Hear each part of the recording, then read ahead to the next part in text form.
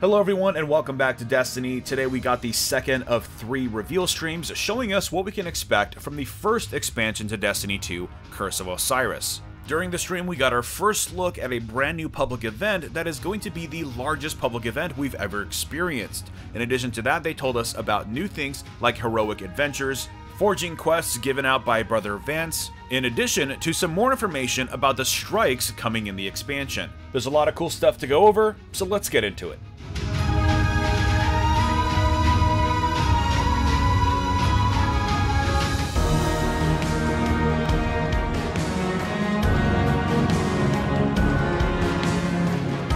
So first up we have the new public event called Vex Crossroads, and Bungie told us that this is their largest public event to date, and it's definitely true. It looks super involved and it takes a very long time to complete, taking around the same amount of time as 2 or even 3 regular public events. The event has you moving along a series of islands that specially appear for this public event. There is a rotating set of objectives which include closing Vex gates, killing Hydras, moving between island to island, and then finally culminating in a fight against a Gate Lord that becomes periodically immune. The event definitely looks very epic, and for your efforts, you are actually rewarded with 2 different chests. Although these chests seem to be rewarding you with the same stuff that you normally get in a public event, just times 2. We saw a reward rare quality gear in addition to Mercury tokens, which of course you can turn into Brother Vance to rank up and gain a package. Next up, we saw a little bit more about the Infinite Forest, and they used it to set up the context of one of the adventures. In fact, as a new addition to the game, we are going to be getting heroic adventures.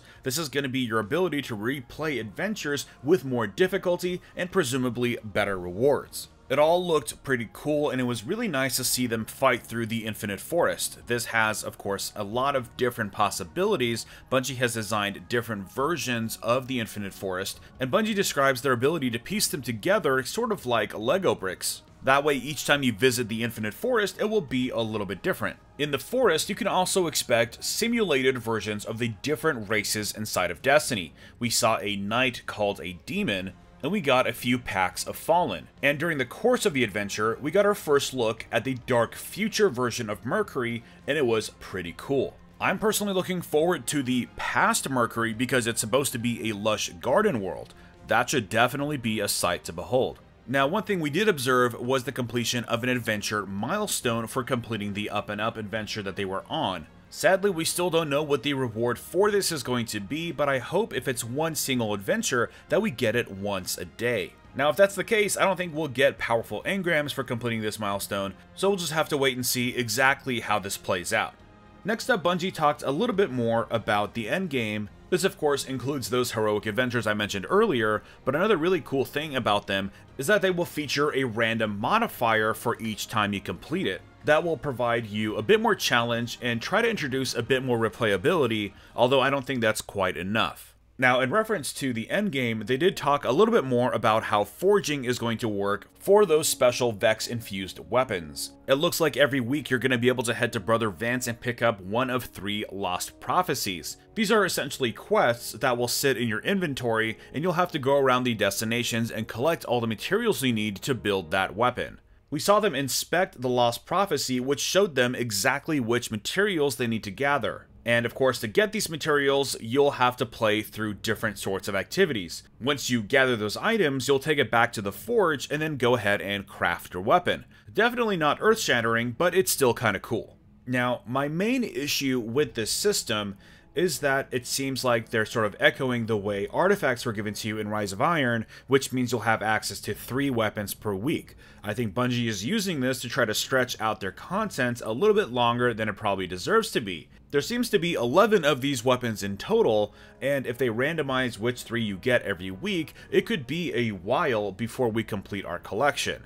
So here's to hoping that the live team has a few more things in store for us to make the endgame worthwhile. Now, the last thing they touched on were the strikes. They gave us a little bit more clarification about how exactly they're pulled from the campaign.